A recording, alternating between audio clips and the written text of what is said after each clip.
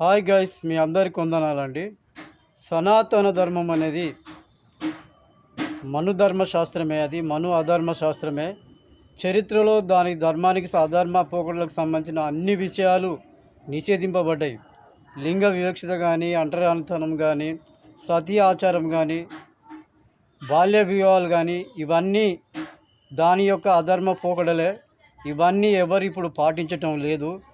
అయితే అక్కడక్కడ కొంతమంది ఉన్మాదంగా ఆ ధర్మం వర్ధిల్లాలని, ఆ ధర్మానికి సంబంధించిన దాడులు చేస్తున్నామని మరి దాడిలోకి పాల్పడుతున్నారు. అలాంటి వారి పట్ల మన దేశంలోని పాస్టర్లు, లౌకికవాదులు జాగ్రత్తగా ఉండాలి.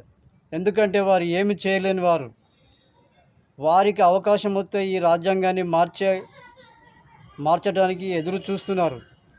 ఒకవేళ ఈ రాజ్యాంగాన్ని మార్చడానికి వారు దుస్సాహసం చేస్తే ఈ మన భారతదేశంలోని అణగారిన ప్రజలైన ఎస్సీ, ఎస్టీ, బీసీలలో నుండి ఒక 2% తిరగబడితే కొడుకులు వేరే దేశాలకు పారిపోయే పరిస్థితులు ఎదురవుతాయి. నిరంతరము మరి మన భారత రాజ్యాంగాన్ని కాపాడుకునే విధంగా, లౌకిక విధానాన్ని కాపాడుకునే విధంగా మరి పాస్టర్లు కానీ, లౌకికవాదులు కానీ, రాజకీయ నాయకులు కానీ నిరంతరం బార్డర్లో సైనికులు ఏ విధంగానైతే వారు మన దేశాన్ని కాపాడుతున్నారో మనం కూడా వారి బారి నుంచి మరి ప్రజలను కాపాడే విధంగా, ప్రజల్లో విశ్వాసాలను నింపే విధంగా మరి ప్రతి నాయకుడు, ప్రతి పాస్టరు కృషి చేస్తే బాగుంటుంది. అంతే తప్ప వాళ్ళు అక్కడక్కడ కొన్ని ఉన్మాద చర్యలకు పాల్పడతారు. అంతకు మించి వారు ఏం చేయలేరు. మన దేశ ప్రజలకు కావాల్సింది భారత రాజ్యాంగానికి అనుసరణీయమైన జ్ఞానము, దాని గొప్పతనము.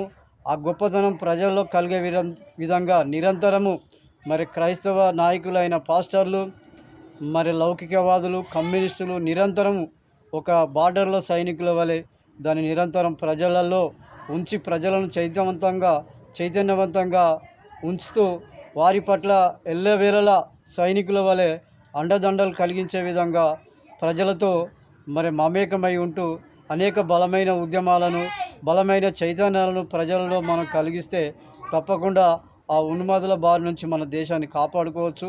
వారు అనేక విధాలుగా భారత రాజ్యాంగాన్ని మార్చాలని ప్రయత్నాలు చేస్తున్నారు. వారికి అధికారం పోతే, వారికి సరైన మెజారిటీ వస్తే మార్చాలనే ప్రయత్నంలో ఉన్నారు. ఒకవేళ అలాంటి దుస్సాహసాలు చేస్తే మన దేశంలోని ఎస్సీ, ఎస్టీ, బీసీ మైనారిటీ ప్రజల నుంచి కేవలం 3, 4, 5% నుంచి మంది మాత్రమే తిరగబడితే వేరే దేశాలకు పారిపోయే పరిస్థితి వారికి ఎదురవుతుందని ఈ సందర్భంగా హెచ్చరిస్తున్నాను.